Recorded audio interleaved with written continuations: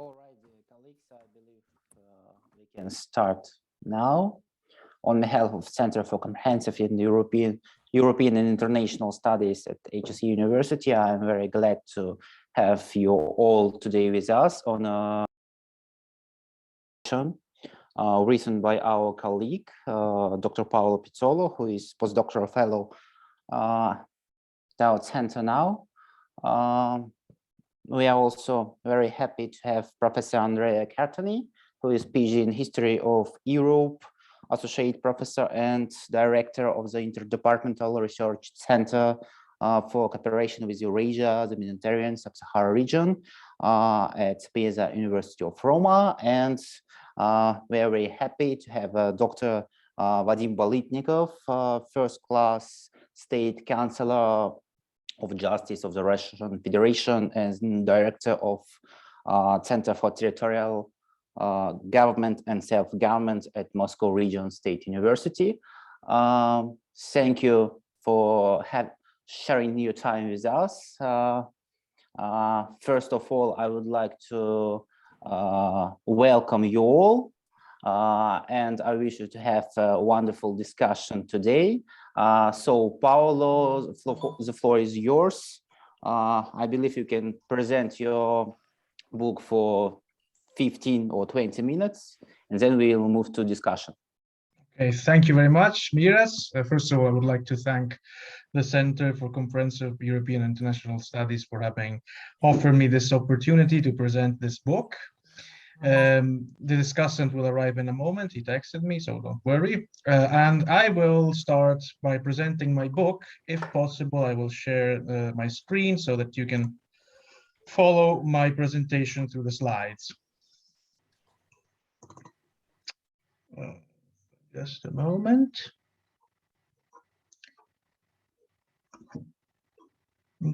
So,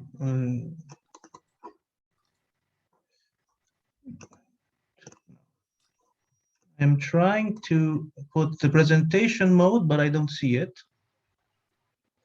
Ah. Yeah. It works. Okay. Perfect. Okay. So my book, this book is called Eurasianism, an ideology for the multipolar world. And it has been published last year, 2020, by Lexington Books, which is a Roman and Littlefield partner. It's based in Maryland, Lanham. And there is a foreword by Michael Slobodchnikov, who is a professor at Troy University of Eastern European Studies. And this book is partially the result of my PhD dissertation. Of course, it has been heavily modified compared to the PhD dissertation, as you can imagine. But the general idea came from the dissertation. And the discussant, today's discussant, is basically has been one of the external reviewers of the book, and I'm very happy to have him here because he helped me a lot also in advising me and giving good feedback for the outcome of the final result. But let's go into the core of the matter, and let's analyze first of all what this book features. So first of all, maybe I should. Yeah. So first of all, the book as a methodological approach can be considered interdisciplinary because it's both a book that of course concerns and deals with international relations, but it has also a lot of concepts that refer to classical political theory. This was inevitable because, as we will see, this Eurasianism is a particular doctrine that is interdisciplinary in nature, and it has both theoretical and also an empirical aspect. So the book blends international relation theory with political theory and also classical, also geopolitical understanding. In it, there is, first of all, a chapter that is dedicated to the categorization and the taxonomy, if we can say, of political ideologies. and also a literature review that considers specifically the ideology of conservatism, since Eurasianism basically is a strand of conservatism to some extent. We'll see why and how. There is also a theoretical insight on classical geopolitical theories, because this doctrine is heavily grounded on geopolitical discourse. And so there is a reconstruction of the theoretical works of Halford Mackinder, Ratzel, Kjellin, Haushofer, Spikeman, and so on. There is a lot of geopolitical theories that contribute in shaping the Eurasian mindset. Then there is an historical evolution of Eurasianism, because Eurasianism has had several phases, from classical Eurasianism after the Russian Bolshevik Revolution until contemporary Neo-Eurasianism and its manifestations. And the core of the book, that is the last 3 chapters, are dedicated to an in-depth analysis of contemporary Neo-Eurasianism from several aspects, including sociological, philosophical, and IR perspective. Okay, but what is Eurasianism? Well, first of all, we have to say that as a doctrine, both as a political, philosophical, and geopolitical doctrine, Eurasianism is still not well known to the Western audience. By Western, I mean usually that of Western Europe or America. However, it's present and has been present in the intellectual and political debate of Eurasian countries, in particular in Russia, but also in other former Soviet states like Kazakhstan or Ukraine, and also in non-Soviet states like Turkey for almost a century, since the beginning of the 20th century. As you can understand, there is a geographical dimension that is important, because Eurasianism, as the name suggests, is an ideology based on geography, on geographical determinism. As you can see, Eurasianism comprises the term Eurasia. Why? Because it's an ideology that gives importance to the influence of physical and political geography to understand both the foreign policy of a country and also the characteristics of an historical evolution of nations. So in other words, the geographical dimension is very important to understand Eurasianism. Then, of course, there is the geopolitical dimension that, very simply put, states that who controls the Eurasian continent would represent the hegemon of the world. We will see how this is highly influenced by Mackinder's Heartland Theory.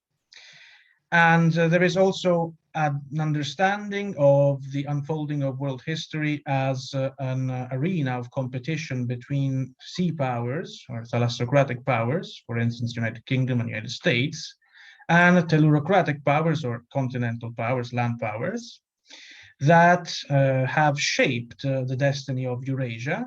Because on one hand, the sea powers have tried to prevent and avert the unification of Eurasia. And on the other hand, there have been some continental attempts from Napoleon, at least from Napoleon onwards, to instead try to unify this Eurasian continental landmass.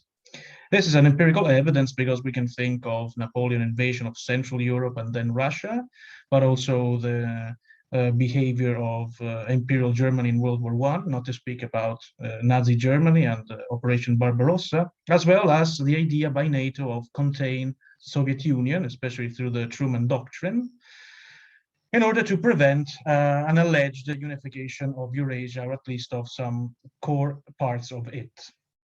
Now, what is really important to understand is that this ideology is strongly normative. So it basically doesn't reflect an empirical evidence per se. Like, it's not 100% tout court empirical.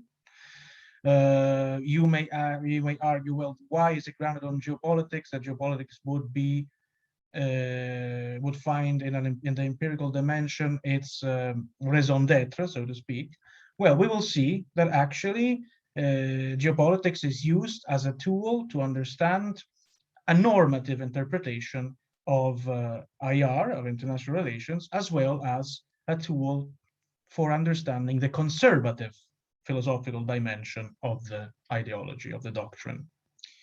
Okay, let's consider very quickly some geopolitical premises in order to understand the unfolding of the theory, of the doctrine. First of all, as we already anticipated, Eurasianism grounds its geopolitical understanding on the Heartland Theory by Alfred Mackinder. Mackinder was a British geographer, member of the Royal Society, Geographical Royal Society, but he was also an academic. He was, if I'm not mistaken, professor at the Higher School of Economics of London, as well as Reading. And basically, he is famous for having theorized the so-called Heartland Theory. Let's see into depth this Heartland Theory, what it stated. Well, first of all, we have to understand when this theory appeared. It was the first expression of it came in 1904, before World War I, in an article that Mackinder published in the Royal Geographical Society Journal. And that article was called The Geographical Pivot of History. It has been considered fundamental for geopolitical thinking. In that article, he introduced the idea of pivot area, which basically he would then call Heartland in later publications, 1919, 1943. The basic assumption is we have to divide the globe into two parts. So planet Earth is on one part made of sea, of course, and on the other part of land. Now, 75% or less of the globe is made of sea, and the rest, that is 25, it's made of land. And within this land, we can divide the world in three main parts. There is, first of all, in four main parts, actually. First of all, there is a heartland or pivot area. That is the core, the center core of Eurasia, which according to Mackinder, it's very strategic because at least at that time, it was inaccessible to sea power. Sea power could not project power into this area. It was mainly landlocked, also because in the north, the Arctic Sea, at least in the winter, became icy. So the pivot area was very strategic in Mackinder's understanding. Then there was the inner or marginal crescent, which is this area here, which is basically the marginal area of Eurasia from Europe through to East Asia, passing through the Middle East and the Indian subcontinent. And this area would have been extremely important for the control of the world island. The world island was the Eurasian landmass. So pivot area plus inner crescent created this supercontinent called World Island by Mackinder. Finally, there were the outer crescent. The outer crescent was this area here, an outer or insular crescent made by the Americas, Sub-Saharan Africa, and Oceania. And this area was basically peripheral, according to Mackinder, because it was a lesser part of the land that was emerging from the sea, and instead it was a part of the a minor, let's say, territorial portion of land with also a scarcely populated areas. And the basic assumption of Mackinder's theory was that whoever controlled Eastern Europe could control the heartland or pivot area. In turn, who controlled the pivot area could control the world island, so Eurasia, and who controlled Eurasia controlled the world. Especially when combining land power and sea power coming from this marginal crescent. Of course, I'll be quick because we have many things to say. From a British perspective, there was the necessity to avoid the unification of Eurasia. At the time, of course, the hegemon was the British Empire, and Mackinder talked for the interest of the British Empire. And so he believed that the biggest problem for the British Empire was the possibility of a unification of this landmass, either by Germany, who was at the time the challenger, was becoming the challenger of the British Empire, or Russia, or even worse, an alliance between Germany and Russia. This idea would later be kept by also the United States, especially after World War II, when the United States became the hegemon of the Western world, replacing Great Britain, vis-a-vis the Soviet Union, which was getting almost hegemon in the Eurasian landmass. And what was the solution to this, to avoid this unification? Well, Mackinder believed that there was the need to cut Europe and Eurasia into two parts, creating a tier of states here, buffer states in Eastern Europe, that would avoid the unification of Eurasia with Europe, and thus basically create a fracture of power here. And concretely speaking, this idea of this buffer states, pro-Western buffer states, was realized after World War I, for instance, with the Little Intent that included Romania, Yugoslavia, and Czechoslovakia, and also the reborn Poland. Haushofer, who was, of course, a German geopolitical thinker that opposed the idea of Mackinder, called this tier of states the Devil's Belt. Okay, so the other important geopolitical theory that is grounded on this geopolitical thinking of Mackinder is Spykman's Rimland theory. Now, Spykman talks later at the end of World War II and at the beginning of the Cold War. And he basically, starting from Mackinder's consideration, he was American, he believed that instead of those that controlled the heartland, it was that who controlled the rimland, so the marginal area of the Eurasian continent, that gained world hegemony. Why? Because basically the heartland didn't have that strategic value. It was much more of strategic importance, the rimland, for many reasons, including the demography, but also economy and so on. And the idea of Spykman's Rimlands theory would be at the basis of the containment strategy that the US would implement towards the Soviet Union. The idea of controlling parts of the rimland was the idea of encircling the Soviet Union to avoid it to reach the rimland. And the entire idea behind NATO, for instance, the NATO alliance and the transatlantic partnership, is actually to create a fracture in Europe in order to avoid the Soviet penetration of the rims of Eurasia, the rimland, so to contain it. At the same time, this kind of strategy, we see it in the US strategy in the Middle East during the Cold War, with some allies that were, of course, pro-US, specifically Israel, of course, but also others. And even like in this in crisis of Southeast Asia, think of Vietnam, South Vietnam vis-a-vis North Vietnam, but even in Korea and so on. So this idea of encirclement of the USSR in order to avoid its penetration in the rimland was the leitmotif, would be the leitmotif according to this interpretation of the Cold War.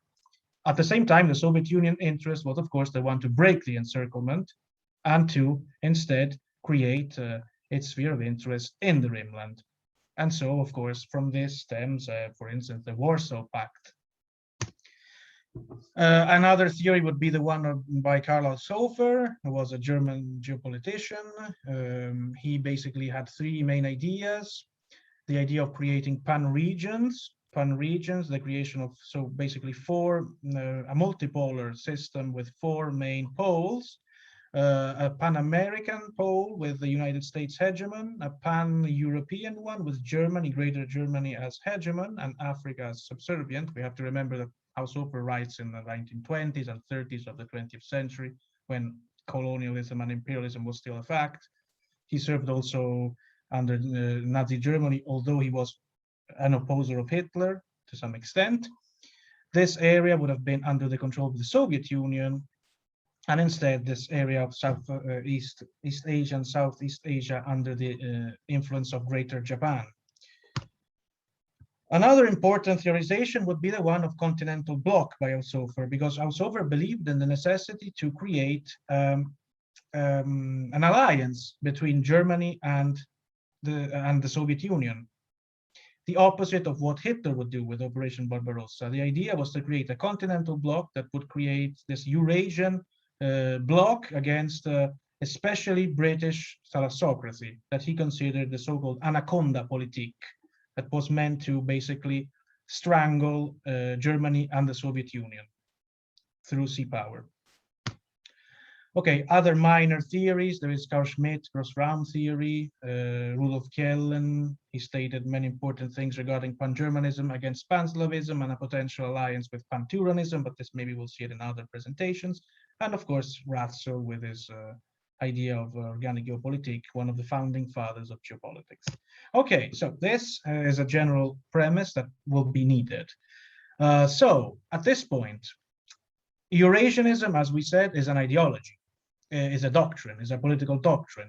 If we want to follow Huntington definition, we can say that an ideology is a system of ideas that deals with the distribution of political and social values and implemented by a significant social group. Now, we can divide the ideologies in some main groups. We have liberalism, conservatism, socialism, anarchism, communism, nationalism, and fascism. This is a general taxonomy of ideologies, according, for instance, to Steger and Wilson. And Eurasianism within the spectrum is a strand of conservatism. It's not communism, it's not fascism, it's not, of course, it's not liberalism, but it's conservatism. What is conservatism? According to Huntington, a political philosophy that supports tradition in various representation, that is religion, culture, identity, belief, and customs, and that counteracts the forces that encourage radical social change. And then within the general idea of Eurasianism, we have the strand of Russian Eurasianism. That is a conservative political ideology that is founded on the philosophy of traditionalism, on a geopolitical narrative grounded on the theories that I have described, and on the idea that Russia has a special historical and geopolitical mission. A little bit like the US had their manifest destiny, Russia would have its own manifest destiny. And of course, that is, according to this narrative, the unification of Eurasia. So talking about the classic Eurasianism, it's the first representation of Eurasianism. We have it in the 1920s and 30s of the past century, in the 20s and 30s of the past century. It was basically an ideology that was conceived by the intellectual émigré, Russian intellectual émigré that fled Russia after the Bolshevik Revolution. So basically they contrasted and countered Bolshevism, but they belonged to many, many different political affiliations. Some were monarchists, some were socialists, some were simply independent thinkers, some were even anarchists. But one thing was sure, they weren't Bolsheviks, because Bolshevism was to some extent an excluding ideology that didn't accept alternative political views. Some assumptions of classic Eurasianism are that Russia is neither European nor Asian, but basically a unique blend of Europe and Asia with its own characteristic traits. That basically it possesses two imperial heritages. On one hand, the legacy of the nomadic empires of the Eurasian steppes, and specifically that of Genghis Khan. And on the other hand, the legacy of Byzantine Empire that is expressed especially in the myth of Moscow as the Third Rome.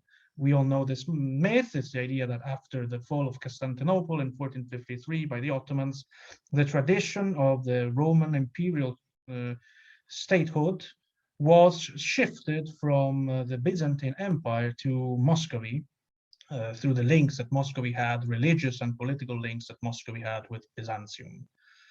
The other idea is the refusal of Westernization, believed to be a betrayal to the civilizational assumptions and concepts of the Russian uniqueness. And then there is a kind of cleavage between conservatism on one hand and liberalism, tradition versus modernity, spirituality versus materialism, moral values against commercialism and consumerism, hierarchy versus democracy, and obedience against anarchy. These are some classic Eurasianists, Trubetskoy, Savitsky, Vernadsky, Ilyin, among many others. They were of different backgrounds. Some were geographers, some philologists, economists, historians, theologians, and so on. Another, for instance, example that is considered important for Eurasianism is the so-called Mad Baron, Ungern Sternberg.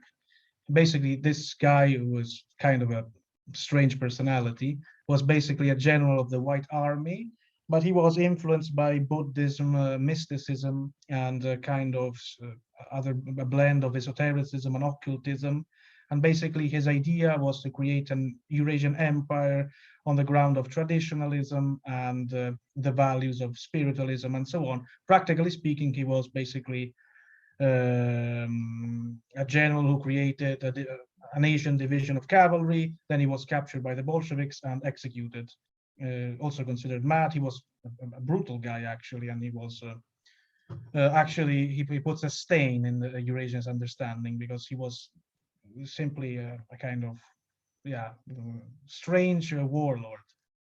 But it has been influential, this Ungarn also in beyond Russia, for instance, in Italy, where I come from. Also, like there is a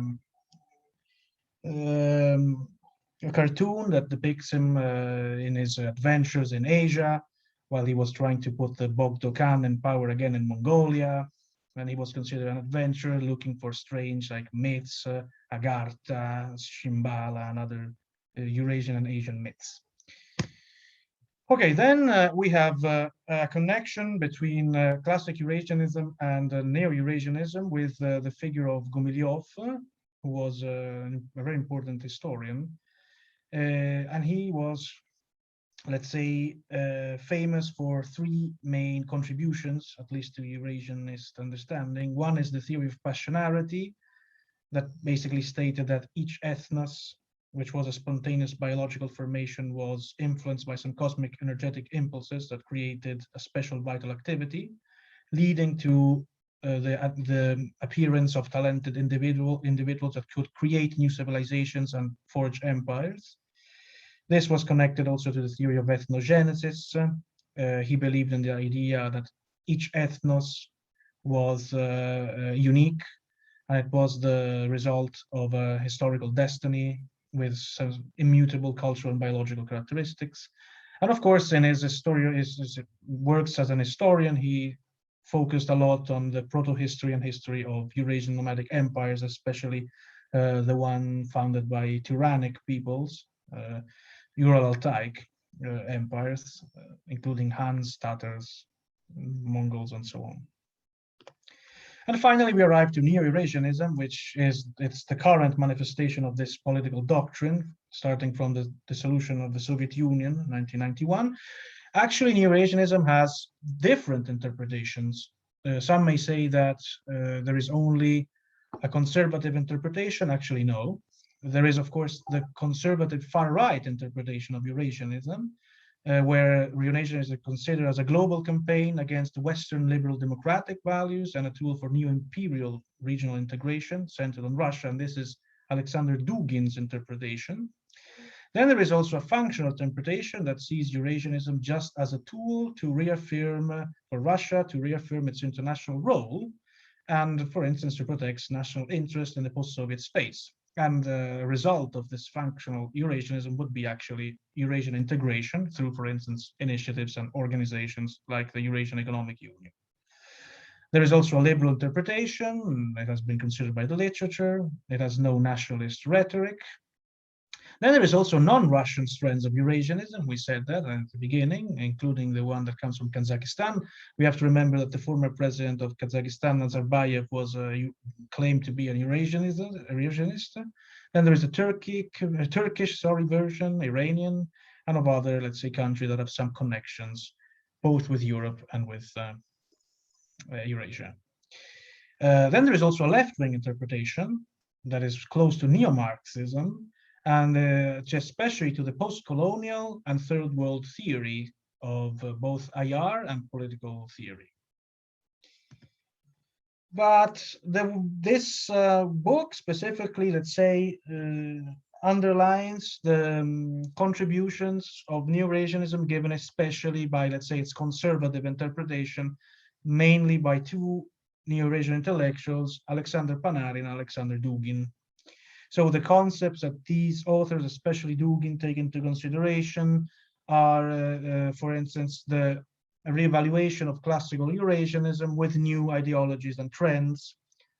So they blend traditionalism with geopolitics, but also the concept of new right and new left, An importance is given to National Bolshevism of Edward Limonov, the idea of collectivism against individualism, the rights of peoples above human rights, the importance of environment, self-determination of nations, the protection of ethnic and cultural minorities against globalization and melting pot, the return to spirituality, the idea of a new conservative revolution, so similar to the one that occurred in Germany after World War I, the idea of folklore, environmentalism, the return to nature and to ruralism against cities and urbanization. There is always the idea of rejection of the West, which is perceived as a decadent and anti-cultural model that places individualism and consumerism and materialism above the idea of solidarity of nation, the nation solidarity, the idea of spirituality and other important moral values.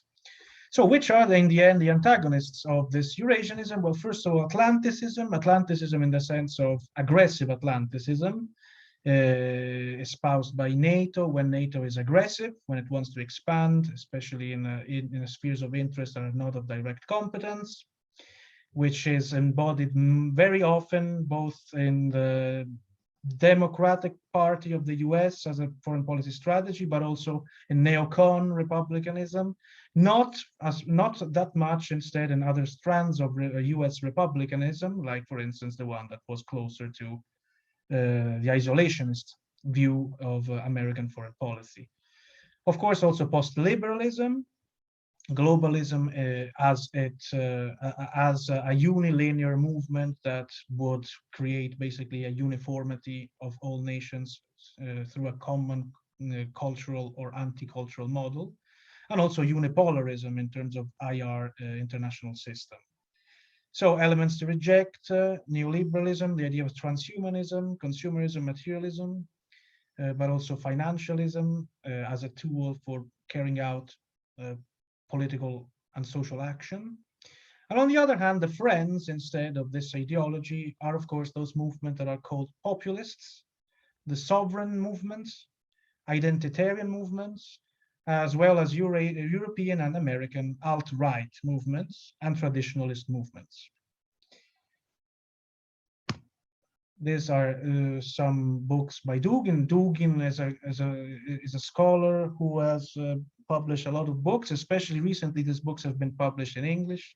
For instance, there's Arctos, a publishing house is based in London that is publishing now a lot of books, including The Fourth Political Theory, The Last War for the World Island. As you can see, Dugin uses the same words that Mackinder used.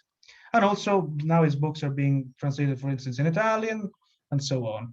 One book that has been very famous was Osnovi Geopolitici, so the Foundations of Geopolitics, that has been considered a very important book, especially in Russia, for geopolitical analysis, especially in the 90s. Specifically, Dugin considers the importance of replacing representative democracy with so-called organic democracy or demotia, following the scheme that was presented by Jean-Jacques Rousseau of direct democracy.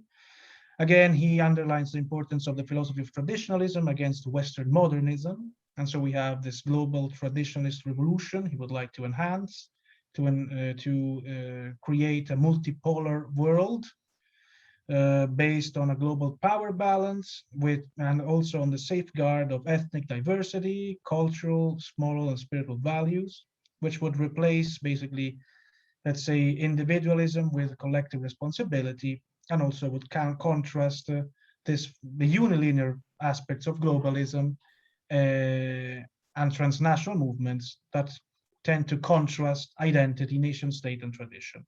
Put simply, there are some characters that, for instance, are considered the promoters of unilinear globalism and transnational movements, like, for instance, George Soros, or Karl Schwab, or others of this kind of idea of open society, and that are countered by this traditional movements. Then there is an important aspect given by cultural anthropology and sacred geography, and especially the evaluation of the works by Jung, but also by Lévi-Strauss, Wirth, And then again, geopolitical theories applied to Eurasia.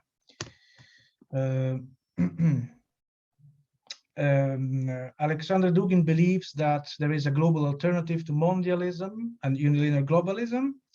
In this sense, his Eurasianist theory is an alter globalist one, not exactly an anti, because it simply wants to replace this order with a similar one, another one that would be multipolar, and not with just one pole of attraction and a similar cultural and civilizational model for everyone. He also tends to create a blend between the new left, reinterpreting it in the light of conservative right. So he rethinks the intellectual heritage of Foucault, Deleuze, Debord. So he creates this kind of synthesis between neo-Marxism and right-wing conservative views. Marx is reevaluated, adapting his political ideology to through the lenses of National Bolshevism. At the same time, Alexander Dugin theorized the so-called fourth political theory, fourth because it would go beyond the three classical political theories of fascism, Marxism, and liberalism. Fascism and Marxism are dead. Liberalism is, in its post-liberal understanding, the dominant one, and he would like to replace it with this kind of fourth political theory. Also adopting a third way in political economy, which would neither be capitalistic nor collectivistic, but is based on autarkic economic blocks, again in the frame of a multipolar world. Environmental awareness, and finally rediscovery of spiritual tradition of great Eurasian religions and creeds. All these Eurasian religions, by the way, were born in Eurasia, actually: Christianity, Islam, Judaism, Buddhism, Hinduism, Confucianism, and so on. And he also founded this international Eurasian movement, which is spread in several Eurasian countries. And finally, and then we can pass to the discussion, we would like to consider the IR perspective of Dugin's interpretation of Neo-Eurasianism. The multipolar world system that Dugin envisions is basically based on civilizational poles. There are many. We will see in the map how many. According to this idea of multipolarism, IR of the future would consist of some interactions between all countries of the world, peaceful interactions in nations that are organized in macro areas that are integrated according to their cultural affiliation or historical affiliation. In other words, this multipolar world would abolish the traditional nation states as they emerged after the Peace of Westphalia, so the Westphalian nation state after 1648, in favor of geo-economic macro zones divided into large spaces of civilization. Concretely speaking, an example would be, on one hand, the European Union. Another one would be, especially in the future, if it will evolve, the Eurasian Economic Union, and so ASEAN, and so on and so forth. Mercosur, maybe. Each zone would basically undertake economic and strategic integration, strategic meaning also military integration, of course. But still, these poles would live in peace. There would not be any form of competition between this kind of poles that would live in a kind of equilibrium and a balance of power. And these are the macro zones that Dugin believes to introduce. So therefore, there is a Pan-Eurasian one, a Euro-African one, a Pacific Far East area, and an Anglo-American one. As you can see, this scheme resembles a bit how Sofer's pan-regional system. It's true, but it's more sophisticated, this one, because it includes a subdivision of this macro zones into further integrated areas, which are the following. Large spaces. So basically each macro zone would in turn have large spaces in themselves. And as you can see from the map, the Pan-Eurasian zone would have a large Russian-Eurasian space made by the Russian Federation and Commonwealth of Independent State countries, possibly integrated in the Eurasian Economic Union. Then there would be the Great Islamic Continental Space with Turkey, Iran, Afghanistan, Pakistan, Syria, and Iraq. A Great Hindu Space, which represents the Indian subcontinent, and a Great Chinese Space, a kind of Greater China, probably with the inclusion of Taiwan, yes, as we can see from the map. Of course, as I repeat, this is all normative. There are many problems in this, extreme problems in this differentiation of the world in this scheme, but it's just a speculation, okay? Then there is a Euro-African area, or zone, with a large European area, continental Europe, basically based on the European Union, with probably Germany, or at least the Franco-German axis as the core. A great Arab Islamic area with both Mashrek and the Maghreb. And then a trans-Saharan space, which is basically sub-Saharan Africa, which would probably be integrated in an African Union when it would become effective. A Pacific Far East zone with a great Japanese space, a new Great Pacific space, basically ASEAN countries, and then Australasia. And finally, an Anglo-American area with the 3 integrated Americas. And okay, this is the general idea. I stop here. I think that I took even too much time, so I will stop sharing. And I really thank you for your attention. Yes, thank you very much, Paolo, for your kind of deep introduction. I believe we can move to our first panelist, who is Dr. Vadim Bolitnikov. In just one technical intervention, you can use translation service in the panel. So you need just to press globe and switch the language, if any. So, Dr. Bolitnikov, the floor is yours.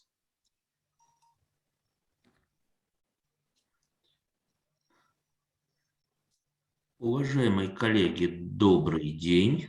Good day, dear colleagues. Я буду выступать на русском. I will speak Russian. Соответственно, у вас будет английский перевод, видимо, звучать. You Мы его can hear the translation.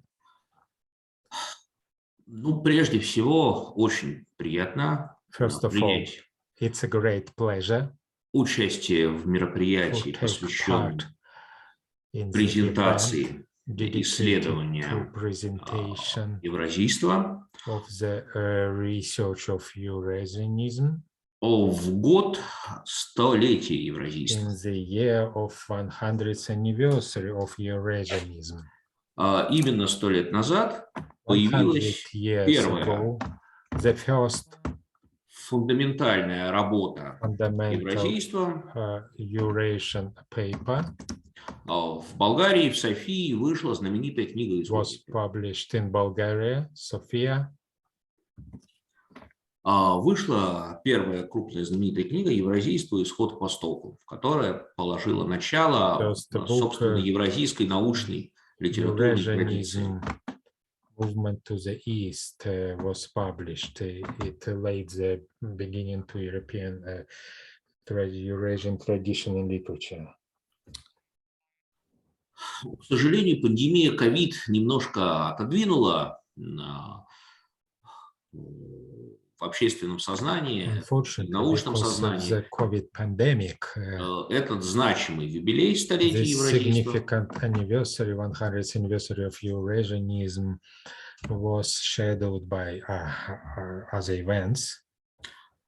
И в этой связи особенно радостно, что выходит европейское англоязычное исследование. In this respect, it's a great pleasure that the European English language research has been published. Исследование евразийского учения. Особенно приятно, что оно выполнено специалистом итальянского происхождения, насколько я понимаю. An Italian specialist did this research. Почему это особенно приятно? Я далее. Why is it especially pleasant? I'll explain later on. Если я верно понял и правильно следил до переключения на английский язык, это, в принципе, тема научных исследований уважаемого коллеги Паоло. Я верно понял? This is the topic of research of our colleague Paolo. Is it right? Yes, it's right. Это очень приятно мне слышать, потому что, на мой взгляд, Италия страна самая близкая Italy is the country и с культурной, и с исторической which точки is the зрения closest one in terms of culture and history для понимания того, чем на самом деле является евразийство. for understanding what Eurasianism is in fact. Почему это так? Дело в том, что Италия всегда стояла на стыке Italy has always been месоевразийского региона, on the interface of Meso-Eurasian region, в который входят страны бывшего СССР, кроме Прибалтики, which includes the countries of the former USSR, except the Baltic states, и страны Балкано-Анатолийского региона к востоку от реки Дрина. the countries of the Balkan Anatolia region to the east of the Drina River. Это то, что традиционно называется в исторической науке, причем не только в русской, но и, например, в сербской, даже в американской. Historical science, not only in Russian, but in Serbian and in American. Странами византийского круга или поствизантийским культурным пространством. The countries of Byzantine circle or post-Byzantine cultural space. А как называлась Западная Европа, западноевропейский регион в трудах основоположников евразийства? Трубецкого, Савицкого, Алексеева и других, которых упомянул уважаемый Паоло. Founding fathers of Eurasianism papers, Trubetskoy, Savitsky and others. Она называлась Альпийским полуостровом. It was called Alpine Peninsula. Ну, а где Альпы, там, соответственно, Италия. Это то, что мы скажем о географии, о месторазвитии. Месторазвитие – евразийский термин, ключевой для евразийской доктрины. Place of development is a key Eurasian term, so it encompasses Italy. Есть культурная составляющая. Помните, еще Гораций писал о том, Паоло наверняка помнит, как в Грецию, как в Рим пришла Греция, Греция, взятая в плен победителей, римлян пленила и принесла туда искусство Востока. Greece captivated Rome and brought Oriental art there. Строго говоря, если мы говорим о евразийстве в смысле именно культурно-цивилизационном, то евразийство началось...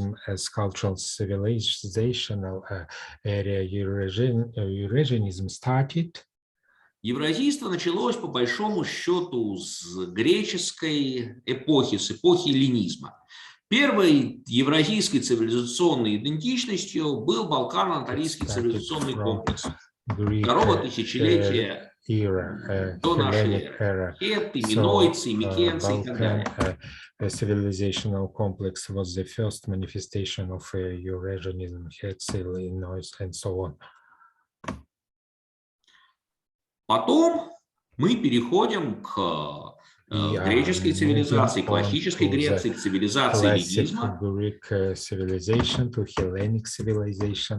И к Первому Риму, к Римской империи, да? Первому классическому Древнему Риму. Тоже вполне себе евразийское по своей сути государство, в том числе и особенно с культурной точки зрения. Далее мы видим Византийскую империю, Второй Рим. Тоже государство бесспорно евразийское, собственно говоря, любой византист с этим согласится, независимо от того, представляет он французскую, американскую, российскую или германскую школу византийства.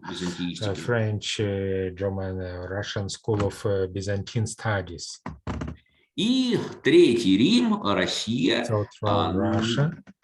Надо отметить, что учение о Третьем Риме – это не миф ни в каком смысле, ни в традиционном смысле, ни в смысле, которого слово «миф» придает Мирча Илиады.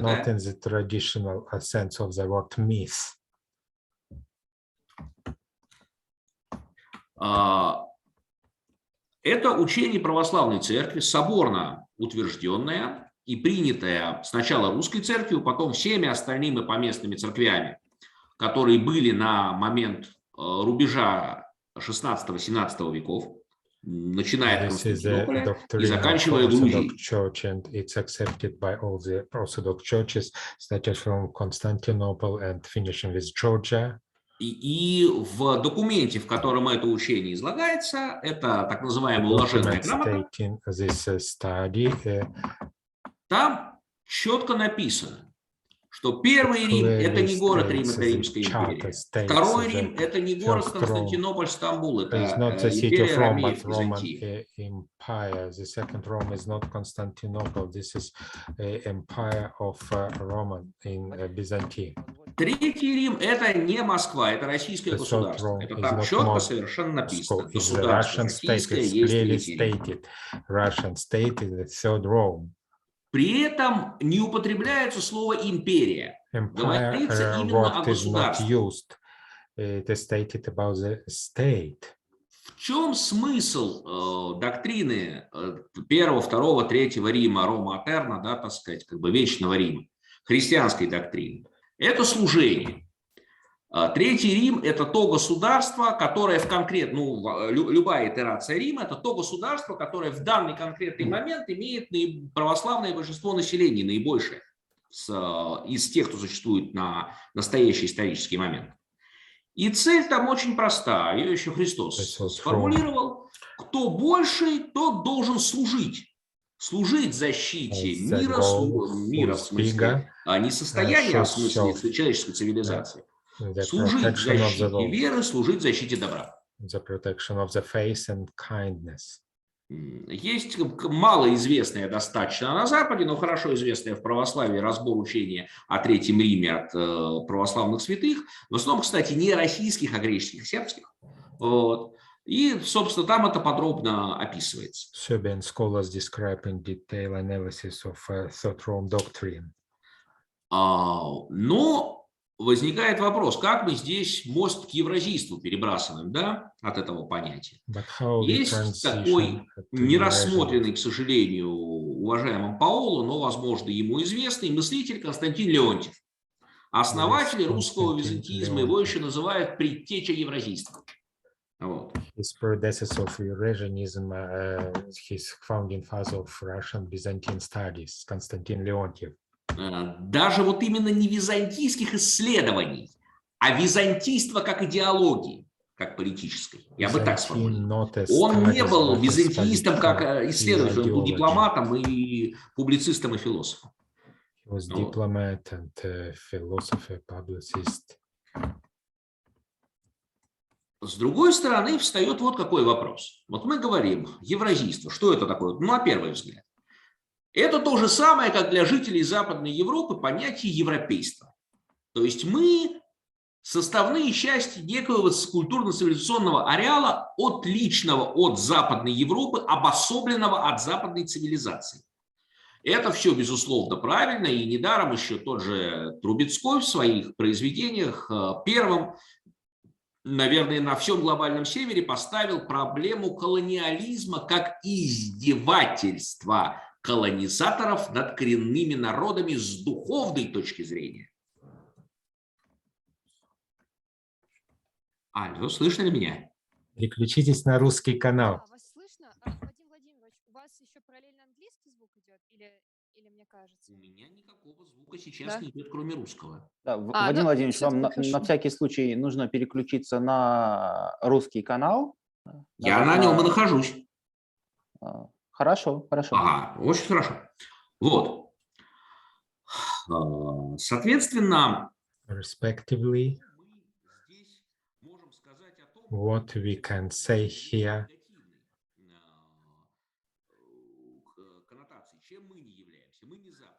who we are not West, we are not Western Europe in terms of religion, culture, we are not America, we are not India, we are not Africa, who we are.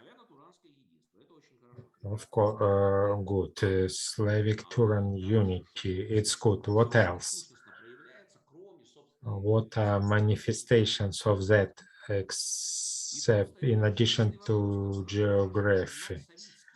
And Savitsky raised the question, and later he Gumilev, he is a student of Savitsky. After he raised this issue to a broader level, where is our cultural code? What is the root of Eurasianism as an ideology, as a doctrine? Savitsky wrote that Eurasianism is translation into the language, cultural and political language, is an interpretation of orthodoxy. Orthodoxy is global, but orthodoxy and even broader, since orthodoxy only a part of Eastern Christianity. Eastern Christianity is what distinguishes us from Europe based on Western Christianity. Even before a split of churches, the cultural difference between Eastern and Western Christians was great. So a question arises, does it make sense to limit Eurasianism by geopolitical doctrines, even if we speak about Alexander Dugin's or Alexander Panarin's works? Maybe in the future a broader look is necessary to the issue, and it is necessary to think over the idea Paolo stated at the end. He said that some concepts appear in science. The world can be divided to geopolitical regions, and they can constructively interact. Often we see interaction become destructive. War emerges some type of war, hybrid war, proxy war. In the first place, it's a war of values, of course, also a war of economic and political interests, but in the first place, a war of values. How would it possible to approach the problem of ensuring minimal value safety and value interface of different regions? We, of course, can speak endlessly about Lusocracy and Lusocratic civilizations, but we should understand that we will hardly extract from some idea of solving the problems from geopolitical concepts. We could, of course, recollect that Napoleon is the first founding father of the European Union, but it does not mean that Napoleon Empire is predecessor of the European Union, or German Reich is what European community should aspire for. It would be crazy. So we should think about some conceptual basis to find some unity in diversity. And what unity will we find? And I think we should think of the concept. There is Eurasianism, New Eurasianism, there is left Eurasianism, right Eurasianism. But we can remember about some good word, middle way. In the Bible, it's called God's way. There are two concepts. Me, the Eurasianism, I am in favor of this concept. The region I describe as me the Eurasianism, traditional Byzantine and Eastern Christian region. Judaism used to be an Orthodox state.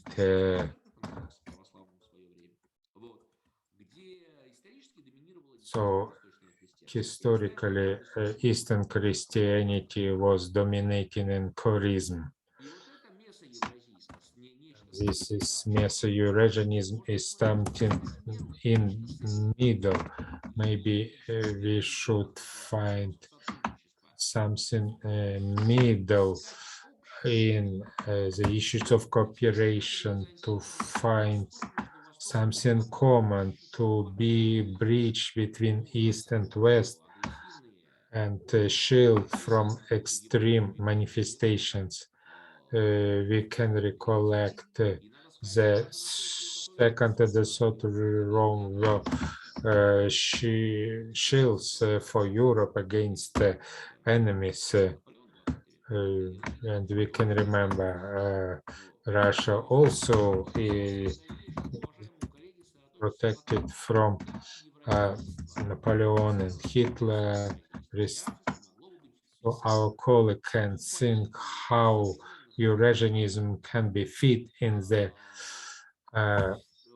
multitude of today's ideologies, among which we will have to find some median line if we don't want that the next issue the society has to solve, to find any regions acceptable for life in the future. People speaking about the need to protect the environment behave so differently, so contrary to the basic natural factors that the main causes of the crisis of Anthropocenic era are not the man-made problems, but the problems of anti-natural approach of the civilization of the people to their habitat. Eurasianism as the traditionalism could be a good way to urge people, to urge the human kind to become one of the factors to return to the sensible tradition, to encourage development, sustainable, harmonic development. Thank you very much, dear colleagues. Thank you very much, Dr. Bolitnikov, for your deep comments on the Russian understanding of classical and Neo-Eurasianism. And now we can move forward to our next panelist, Professor Andrea Cartoni, who is a director at Interdepartmental Center, Research Center for Cooperation with Eurasia, the Mediterranean and Sub-Saharan region at the University of Roma. We are very happy to have you today with us, so the floor is yours. Thank you all for your kindness. I'm very glad to be here with the so very well prepared, because talking to Russian environment about Russian history, that is an honor for me, and I have to thank my friend and colleague Paolo Pizzola, because he's one of the most important, most enthusiastic promoter of Russian civilization in a critical sense, of course, in the sense in which we can talk about that, not only to say what is positive or something like that. So in the sense of civilization perspective, that is, I guess, the target that it was reached by in his book by Paolo, Eurasianism, was writing some lines at the issue of this book, because that is a kind of very important handbook in Italy too, in Italian language. Paolo issued and published a very good version, actualized version for the Italian public. That is one of the most important issues in Italy to take into account, to understand what means Russia, the mystery of Russia. So we are always with the many journalists and observers, politicians, and businessmen, academicians, and so on, talking about what means, what things Putin, what is the project, and so on. So I wanted to stress up about this this target because the interesting perspective of this meeting is that to have and to take into account a tool for the interpretation of a reality, a geopolitical context, an international relations player, and was an hegemonic power in the past and also in the present time, for also for the importance, so the important role played by Russia in its different institutional framework, Tsarist Empire, Soviet Union, Russian Federation, and contest. In that sense, what is the geopolitical reason of existence, so of being? And that is maybe this the book and Eurasianism in its very many degree of level of grey, so that is not black and white. We are talking about the fact that as we saw, Eurasianism and Eurasia is a geopolitical concept full of with many interpreters. And in that sense, I want to remind that Paolo Pizzollo with another scholar, Shirin Zakari, are coordinating a group of work about pan-nationalism and in this case, in this perspective, also pan-Turanism. That is another perspective about what is Eurasia. Of course, I am an historian of the state institution, but very well focused on identities and on civilization approach. I was a Fulbright program for this with this formula in US, in the Indiana Notre Dame University this year, in fact, the first half of this year, and I took the feedback about, so how is interesting for Westerner about all this history, the present geopolitical significance about Russia. And I have to say that so the handbook of Paolo is one of the most important book about that, because Pizzola is able to shape paradigms, to have a synthetic view of that. So that is one quality of Paolo, and that is very important to understand something in which not all the people can be an expert reading all the books about. So we need some instruments for the understanding of the reality, and this book is one of that. In that sense, he's able to follow the fil rouge on the continental geopolitical big space as through the perspective of scholars and historians or politicians and so on, but through that to understand and to put in the same line which kind of elements are important for the classic Eurasianist, for Gumilyov, for Neo-Eurasianist, for Dugin, and so on, or for to understand, for the understanding of common people, how it works, how that works. So how the history of different people an institution, religions, and languages in the same space were the factor to build up a civilization in the fact of the history may be not always present in the consciousness of the people, but some people, some elite, a part of the intelligentsia, and after that also through other ideologies, through other regimes, to permeate, to spread up into the lifestyle of people.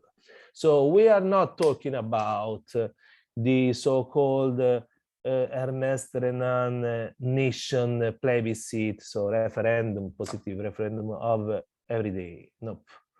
We are talking about another stuff. We are talking about what means your heritage. Also, if you don't know very well, in the sense to study, to be conscious of that, but you are a result of that.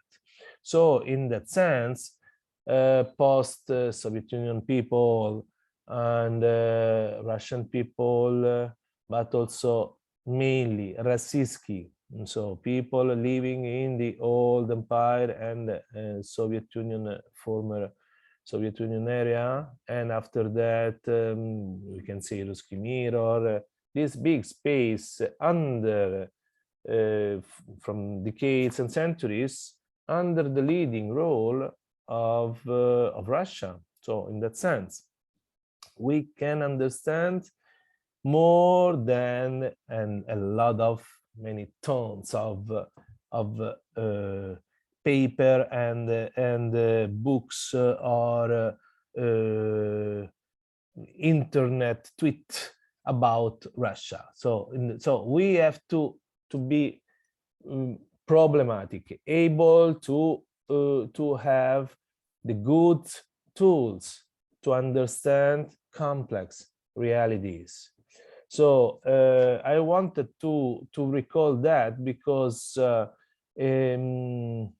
also about relationships between the European Union and Belarus, tensions in the Ukraine, Crimea issue, and relationships with China, and blah blah blah, and so on. We have so this the problem sometimes in the West to take the last mile and to want to will to understand all the pictures, and that it doesn't work, of course, because we are not talking about island of Tonga or something like new stuff.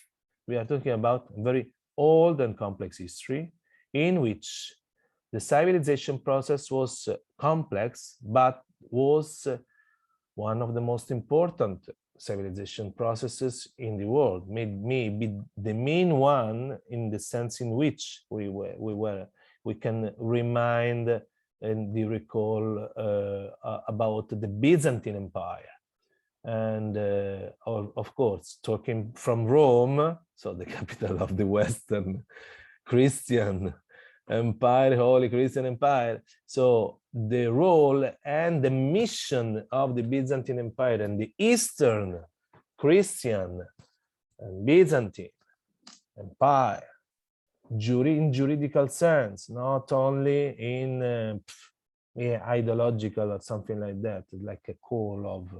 So Imperus Romanus, Euromaioi, we are talking about an heritage that can be found only in Russia today, maybe from the fall of Constantinople ahead. So in that sense, how understand that? Through which paradigmas? Through which filter? How can be able to take into account from West this share, this identity, this so-called conservative traditionalism? What about that? So West was born about on the concept of modernity, modern era, Renaissance, blah, blah, blah. Okay, but we are, so we want to be the center of the world? Maybe. Not yet, because China, because and so on, but we have to take into account that there is another reality. And modernity, that is not only the single paradigm to take into account because of capitalism and so on, but we have to have in our mind the concept of civilization, and civilization that is not only linked to the Western modernity concept, that is linked also to other kind of concept, identity, traditions, faith, if you want to take faith, but that is Christianity, Orthodoxy, and so on. So we have to be romantic, not enlightened. We have to take into account what the heart is talking about and not what the mind wants to put in order of the reality. So I guess Eurasianism and Eurasianist were people with the consciousness of a mission to understand what are we living for, what are we as an identity or in a context of identities, what is the civilized mission for a so big space. So in that sense, I am a scholar, I am a disciple of Antonello Biagini in that sense, one of the historian of military history, the first publishing the document of Vladimir Zabugin in the mission in Russia, talking about the mad giant in the mid of the two revolutions, the February and the October Revolution. This Russian origin, but Italian by citizenship, was sent there and saying that it's dangerous that when the mad giant fall down. So we have to understand that we have to support that. By the other side, documents of Commander Romei in the south of Russia saying about Bolsheviks, the revolution, and during the civil war, that they were maybe able to build up a regime, of a long-standing regime, because they were able to understand this big space in their ideology.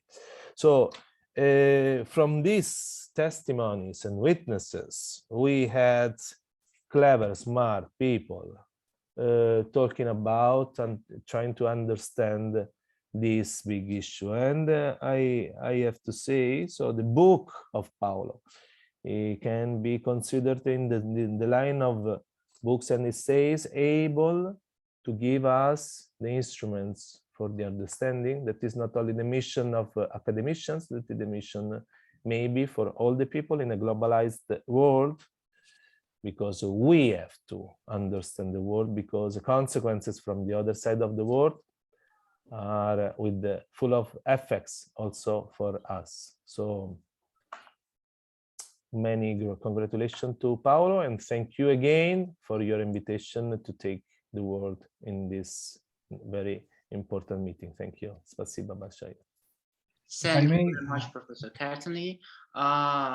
Dear colleagues, before we reach to the Q&A section, I'm asking you to write up your question to the chat box. And now I believe Paolo needs a couple of more minutes to comment Dr. Bolitnikov and Dr. Cartoni, and then we will move to the questions from the audience.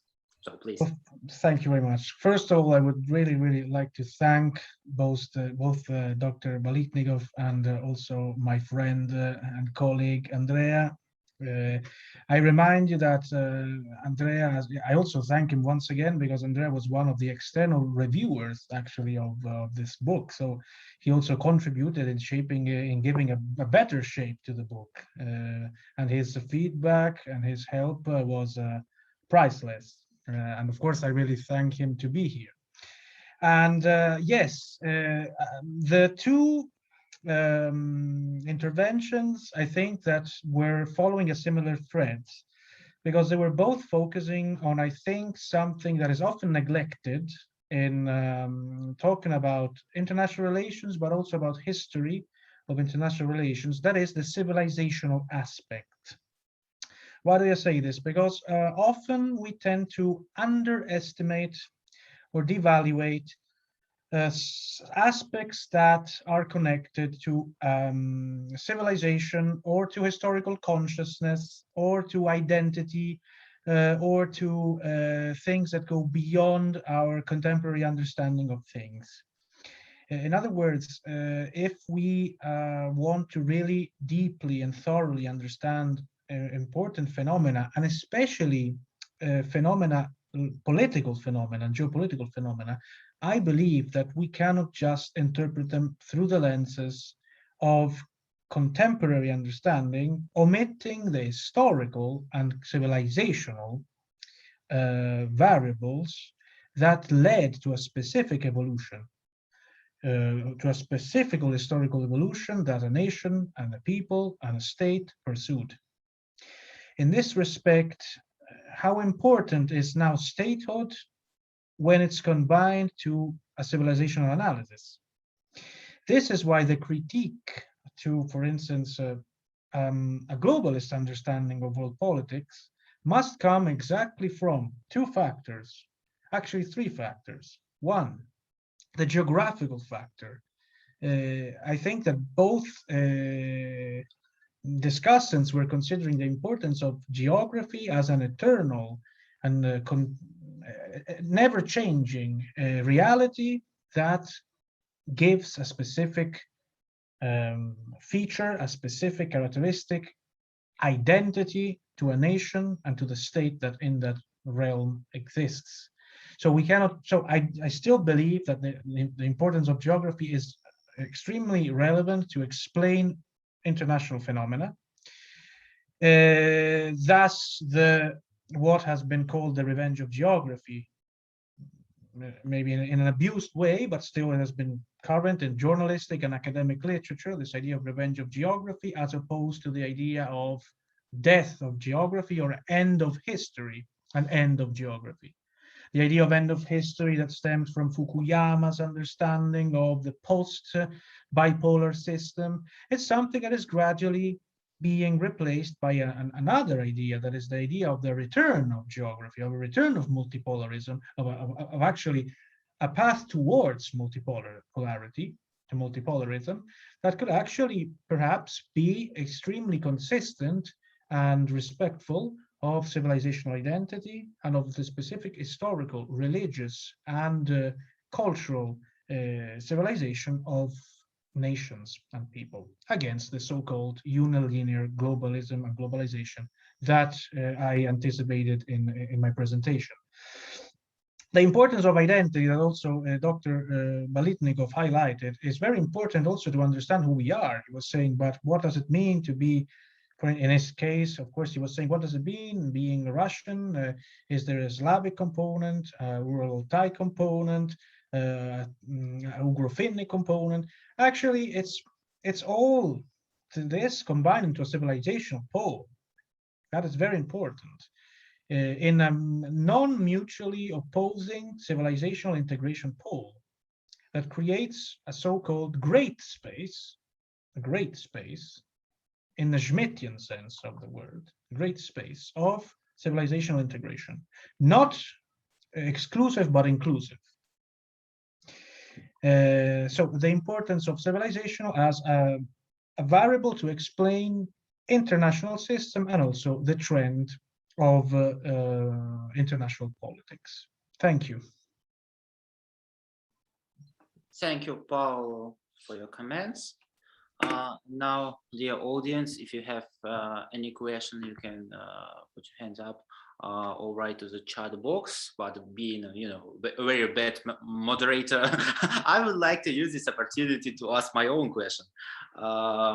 Thank you for a wonderful book.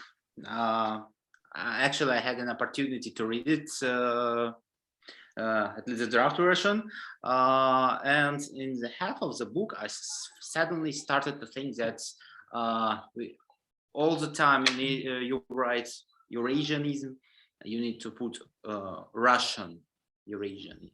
So I can see some kind of lack of any other versions of current Eurasianism, for example, in Kazakhstani version. Being native Kazakh and studied at Eurasian program in Kazakhstan, I can see this lack. So I just want to ask you about the current understanding of Eurasianism, for example, in Russia. We can say, for example, you wrote that after Syrian operation of Russia in Syria, and of course, the establishment of Eurasian Economic Union, the modern Eurasian agenda for Russia was established. But in some of the last years, we can say that actually President Putin says a lot about greater Eurasian partnership in very deep Nazarbayev understanding of Eurasianism. Economy first and ideology and rest of the things are second. So can you please comment this moment, and thank you. Thank you so much, Miras, for the extremely interesting question. Actually, this hits an important spot. First of all, I explained in the first part of the book that I deal in this work with Russian Eurasianism. I just say that there are other versions, including the Kazakh, but I don't deal with that. So this is why I often repeat Russian Eurasianism, because actually I don't deal in this work with the Kazakh version, the Turkish version, and so on. Though I know that, for instance, in Kazakhstan, it's a huge debate, especially, as I said, because the former president was allegedly a Eurasianist. At least this is how he identified himself. As for the interpretation of Eurasianism today, especially by the Russian government and by its foreign policy actions and decisions, I believe that there is no real understanding, interpretation from a conservative Duginian Eurasianist perspective. Despite some have claimed that Putin has been somewhat influenced by Dugin, I really don't see this kind of Eurasianism followed by the Russian government. The Russian government is much more pragmatic. I would say that if it follows any Eurasianist trend, it's definitely more functional.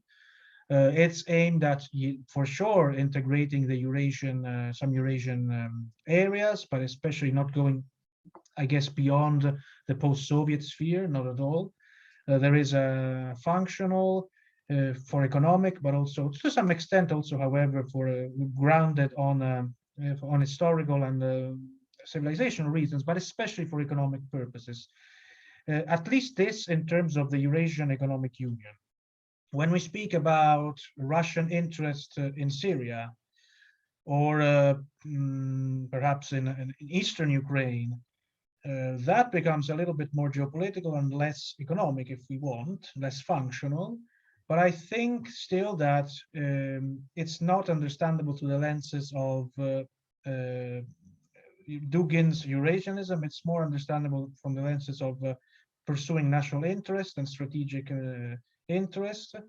We all know that Russia has military bases in Syria. Syria is used as an important area from which project power in the Middle East, especially for, say, for having an access to the Mediterranean. So it's more like the geostrategic location of Syria that makes it important, rather than a civilizational Eurasianist understanding. At the same time, the purpose of let's say the crisis with Ukraine and with that specific area is mostly related to the threat of Euro-Atlantic enlargement, which once again would endanger Russian national interest from a strategic point of view. It's inconceivable for the Russian national interest to have a Ukraine that would belong to NATO, simply because this would mean a complete encirclement of Russia, at least from its European side. And it would also mean the impossibility of access to the Black Sea, concrete access to the Black Sea in perspective in the Mediterranean and in the ocean. So it's mainly strategic. And I don't think that there is an underlying conservative Eurasianist understanding in the Russian foreign policy concept. All right, thank you. I can see the question from Dr. Natalia Karpova, so please. Good afternoon, or maybe already good evening. Thank you, Paolo, for really nicely organized material with a lot of, in my mind, balanced view on the problem. I think it's very important for researcher to keep neutral position with sympathy for different aspects and for different approaches to the problem.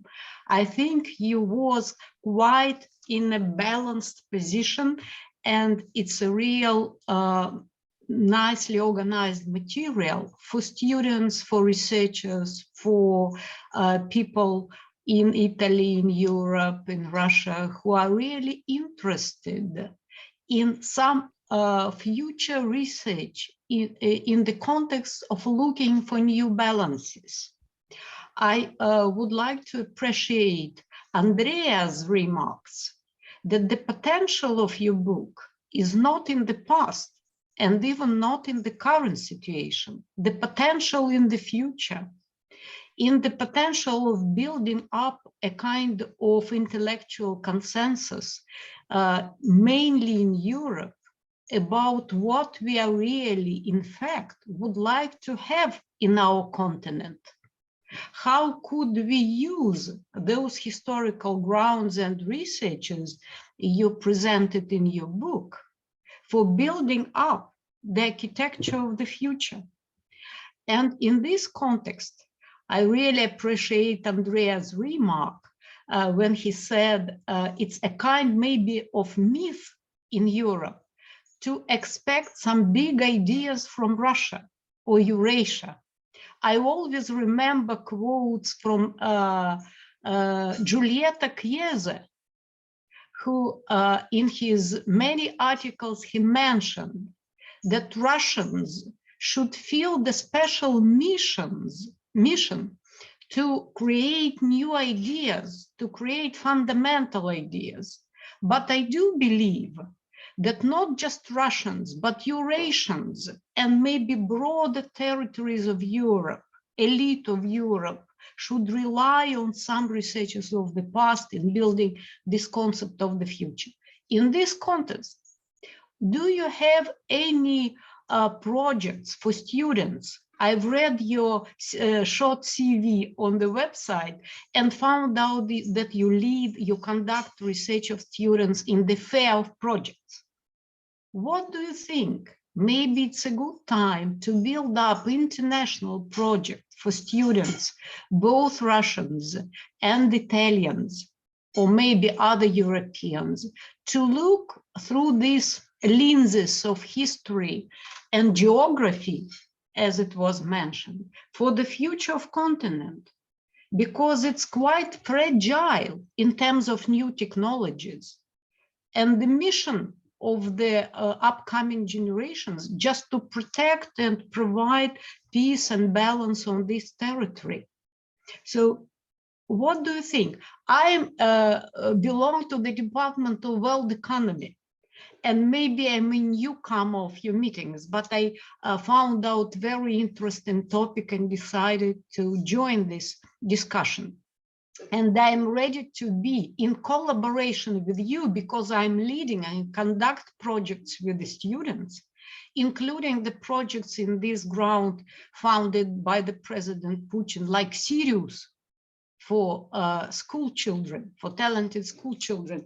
And maybe it's a good idea to do something in this geography, historic, economic, political understanding of the future of Europe. Thank you. Thank you so much, Professor Karpova. It was really, your words were really nice. They really touching, and I agree with you. And I agree that we need to, let's say, divulgate this information to a broader audience, because otherwise it tends to be, there is the risk that it tends to be only a niche thing that stays in a very closed environment between scholars that deal with that specific topic, and nobody will ever know about it. In this respect, practical actions that we can take, well, for instance, two things. First of all, I would be very glad to participate if you invite me in your courses, where I can definitely explain, give a lecture, explain more things to your students about this topic. That is very gladly. I'm here as a postdoc, so whenever you want, I will be more than happy. And the second thing is that, for instance, now we have two research centers represented here, at least as much as I know. One is the Center for Comprehensive European International Studies of our department, and the other one is the CEMAS of Sapienza, the Center for the Cooperation with Eurasia, the Mediterranean, Sub-Saharan Africa.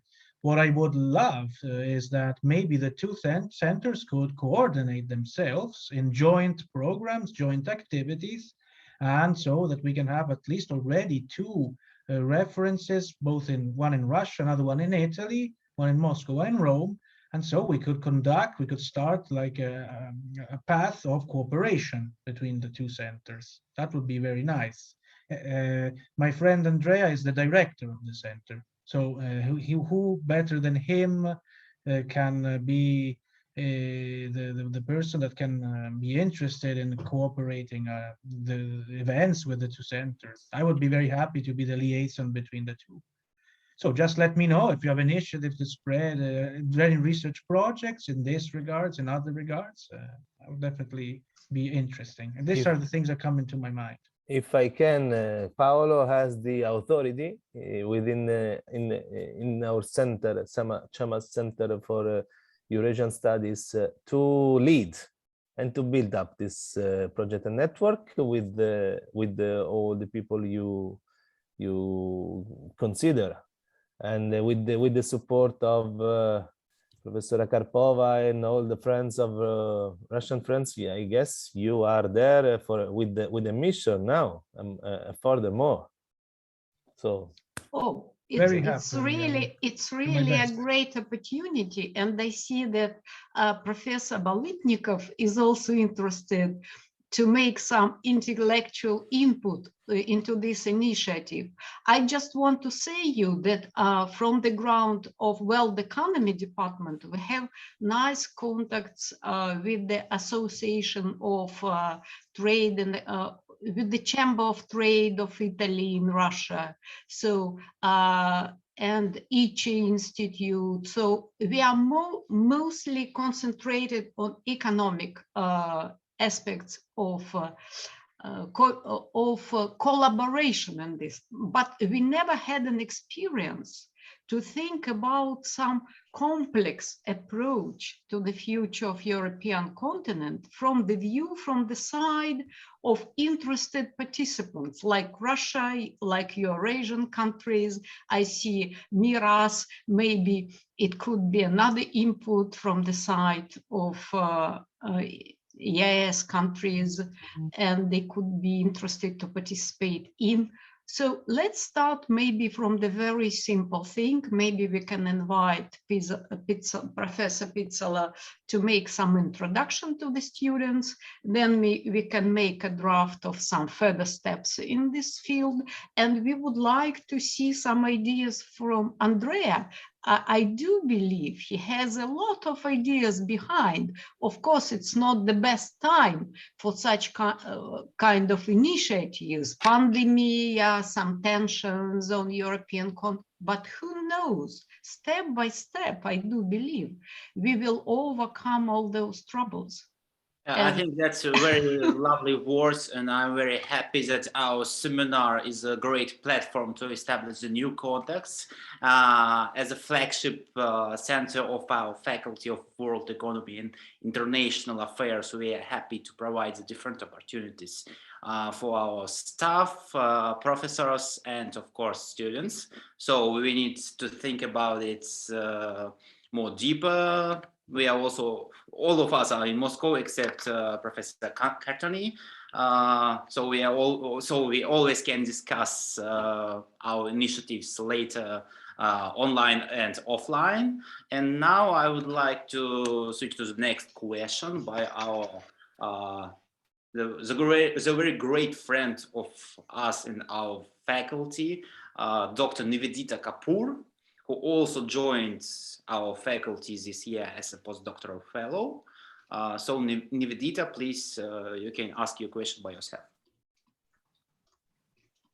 Thanks a lot, Miraz, and thanks, Paolo. That was a really interesting presentation. So, because you gave a really good understanding of the historical interpretation of Eurasianism and where it is today, and when we look at the contemporary developments, we see a lot of Russian foreign policy thinking going on about the idea of Greater Eurasia, about expansion of the Eurasian Economic Union. There are talks going on even with India in terms of free trade agreement with the Eurasian Economic Union. But at the same time, there seems to be a stagnation in the development of this idea. I mean, you've been hearing this idea for several years now, but how does it go forward? And I was wondering if we can attribute that to this gap between Russian ambitions and Russian means, because the current geopolitical environment, we have the Indo-Pacific, we have the rise of China, we have the Quad and the AUKUS. I mean, the one part of Greater Eurasia that Russia wants to integrate into this vision is going in a completely different direction. So what do you think are going to be the challenges to Russia's vision of Eurasia as we go forward? I would really like to thank Nivedita for this wonderful, interesting question. It's a good, very good question. And actually, yes, this ambition of Eurasian integration led by Russia faces many challenges today. And these challenges are not decreasing, they are increasing. I would say that the one big challenge that is actually creating many problems, especially in Central Asia, is the rise of China. Because of course, the rise of China, especially through the Belt and Road Initiative, and especially through the land, let's say the terrestrial part of the Belt and Road Initiative, is actually trying to some extent to instead integrate, not integrate, but at least coordinate and create a link, a solid link in countries that Russia actually would like to integrate in this Eurasian understanding. So there is definitely an overlap of interest between China and Russia in Central Asia, and not only in Central Asia, and that is a major impediment in my opinion. So on one side, of course, China. On the other hand, on the other part of the geographical spectrum, there is, of course, Euro-Atlanticism, because we are talking about Eurasianism as a political force, but we don't have to forget that Atlanticism is also a political force, and maybe one day I can write a book on Atlanticism, so we have the two, we can put them in balance. Atlanticism is also, especially as a strategic and geopolitical understanding, it's a kind of an aggressive expansionist doctrine that wants to subtract to Russia historical spheres of influence.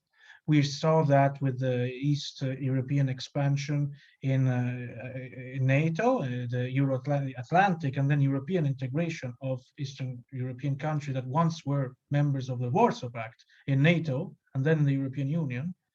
Is often the street to the European Union passes through NATO membership often, and then the attempt of subtracting the core of Russian historical identity, that is, for instance, Ukraine.